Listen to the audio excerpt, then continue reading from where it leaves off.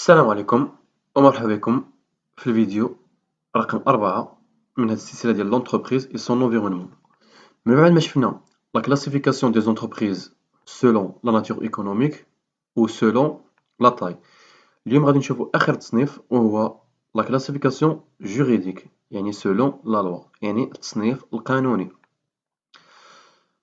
Donc on distingue كاين يا إما des entreprises du secteur public ولا des entreprises privées. بالنسبة لي زونتربريز دي سيكتور بوبليك يعني هما المقاولات ديال الدولة.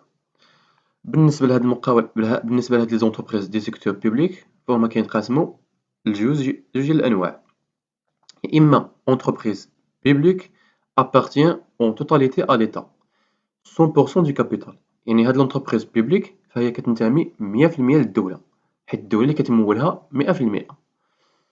بحال المستشفيات، المدارس، يعني قاع هادو فهما يعني العمومية بطبيعة الحال. بالنسبة en entreprise semi-publique appartient à l'État et à des personnes privées qui participent au financement, capital et à la gestion, mais elle est contrôlée par l'État puisqu'il détient plus de 51% du capital.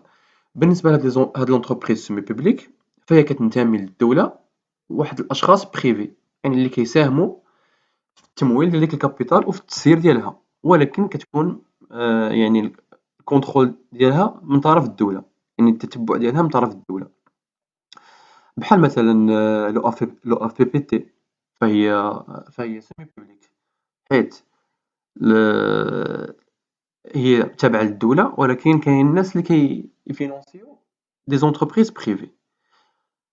كاين الشكل حتى ديال مرجان فهي هي تابعة للدولة ولكن لو فينونسمون كاين الناس اللي كيمولوا وكيسيروا.